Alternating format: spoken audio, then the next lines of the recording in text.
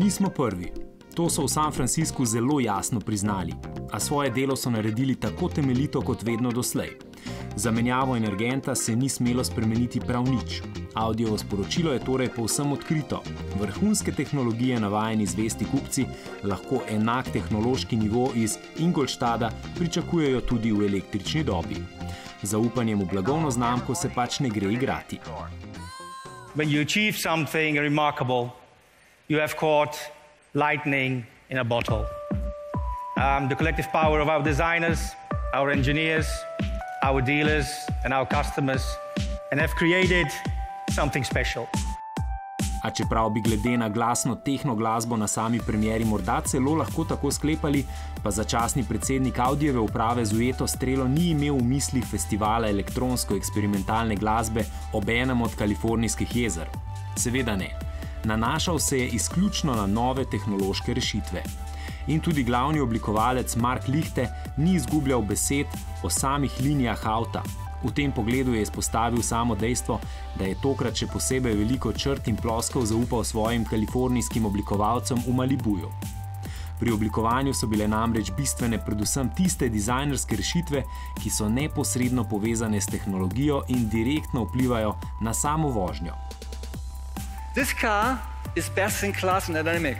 And aerodynamics is important because it will extend the range. But there's something even more important. Imagine that there's no noise anymore from the engine. That's why you're very sensitive to hear all the wind noises. Because of this aerodynamic, it's even up to high speed levels almost quiet. It's a complete new driving experience. Ena od novih aerodinamičnih rešitev e-trona so recimo tudi zunanja ogledala oziroma kamere, kajti e-tron je prvi Audi, ki dogajanje za vozilom vozniku projicira na digitalen način. E-tron je sicer zasnovan tako, da ima v dnu paket 36 baterijskih modulov, skupne mase 699 kg in kapacitete za okoli 400 km. Več ali manj, koliko več oziroma koliko manj pa je pri e-tronu še posebej močno odvisno od voznika. Kajti ena glavnih prednosti e-trona je močno nadpovprečna rekuperacija energije ob zaviranju in spustih. Voznik pa to lahko uravnava tudi tako, kot smo vam na primeru Nissana Leafa že predstavili v praksi, zgolj z desno stopalko. In ko zmanjka zaloge elektrike, kako hitro lahko e-trona napolnimo? Tako hitro.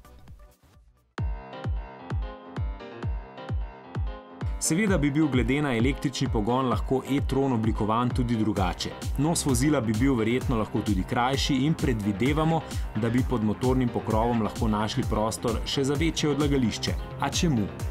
Audijci so se izredno potrudili, da bi bilo prav vse točno tako, kot so kupci navajeni, in to tisti najbolj množični lastniki modela Q5, globalno najbolj množično prodajanega, torej najbolj optimalnega Audija. To pomeni, da e-tron nudi tudi tisto, kar je Audijeva značilnost že vse od začetka 80-ih let prejšnjega stoletja – quattro. V e-tronu je ta slavni štirikolesni pogon zasnovan nekoliko drugače, a Nemci trdijo, da bo nudil enako suverenost v vožnji. Sicer pa se ravno pri vozniških lastnostih najbolj kaže razlika med e-tronom in nedavno predstavljenim električnim Mercedesom. Če se torej malo poigramo z besedami, lahko rečemo, da kolegi iz Stuttgarta poudarjajo še zlasti novodobno avtomobilnost.